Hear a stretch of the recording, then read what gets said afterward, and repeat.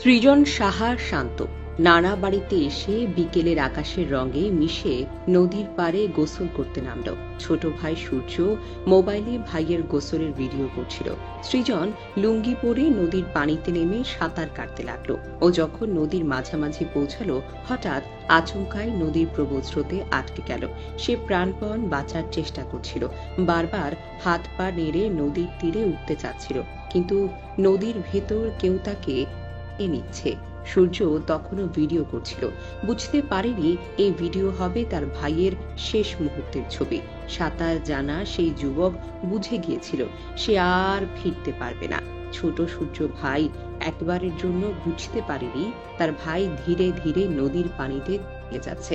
এই মর্মান্তিক ঘটনা ঘটেছিল নারায়ণগঞ্জের রূপগঞ্জ উপজেলার বালু নদে গত রোববার বিকেলে। সৃজন সাহা, যিনি নরসিংদীর মাধবদীর কাশীপুর এলাকায় স্বপন সাহার ছেলে, নরসিংদী সরকারি কলেজ থেকে রসায়নে মাস্টার্স পাশ করেছিলেন তিনি। নানা বাড়িতে বেড়াতে এসে গোসল করতে নামার পর নদীর স্রোত তাকে ফেলে। পরিবার যখন তাকে খুঁজছিল, তখন ছোট ভাইয়ের ক্যামেরায় ধারণ করা ভিডিও সামাজিক যোগাযোগ মাধ্যমে ছড়িয়ে পড়ে। এই ভিডিওতে দেখা যায় কিভাবে সৃজন নদীর স্রোতের বিরুদ্ধে সাঁতার আসার চেষ্টা করছিল, কিন্তু কোনোভাবেই সফল হচ্ছে না। এক পর্যায়ে সে পানিতে যায়।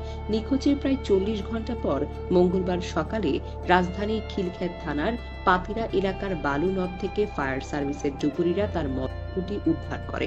পূর্বাচল ফায়ার সার্ভিসের স্টেশন অফিসার উদ্দীপন দত্ত জানিয়েছেন, নদীতে স্রোত এত প্রবল ছিল যে উদ্ধার কাজ করতে দেরি হয়ে গেছিল। রূপগঞ্জ থানার ভারপ্রাপ্ত কর্মকর্তা লিয়াকত আলী বলেন, পরিবারের আবেদন পর ময়না তদন্ত ছাড়াই দেহ পরিবারের কাছে হস্তান্তর করা হয়েছে। ছোট ভাই সূর্যের বক্তব্য, আমি ভাইয়ের সাঁতার কাটার ভিডিও করেছিলাম, ভাবিনি এটা হবে ওর শেষ। হঠাৎ দেখলাম ও স্রোতের কাছে আটকে গেল, তোর কাছে আমি চিৎকার করেও সাহায্য করতে পারিনি। এই মর্মান্তিক ঘটনা আমাদের শিখিয়ে দেয় জীবন কতই না মূল্যবান এবং প্রাকৃতিক শক্তির কাছে আমরা কতটাই অসহায়। নদীর শান্ত পানি অনেক সময় লুকিয়ে রাখে প্রাণঘাতী স্রোত। সাঁতার জানা থাকলেই চলবে না, নদীর প্রবল স্রোত ও গভীরতা বুঝে সতর্ক হওয়াটা জরুরি। একলা নদীতে নামা কখনোই ঠিক নয়, পাশে কেউ না থাকলে মুহূর্তেই বড় আকার ধারণ করতে পারে। আমাদের উচিত নদীকে সম্মান করা, তার শক্তিকে বুঝে চলা এবং নিরাপত্তা নেয়া, কারণ জীবন তো একটাই, আর কোনো বিকল্প নেই। সৃজন সাহার চলে যাওয়া আমাদের জন্য সতর্কবার্তা। জীবনকে ভালোবাসো, সতর্ক থেকো, প্রিয়জনদের নিরাপদ রাখো। আসুন এই শোক থেকে শিক্ষা নিয়ে আমরা জীবনকে নিরাপদ করি। জীবন খুবই মূল্যবান, আর সতর্কতা আমাদের জীবনের সবচাইতে বড় উপহার।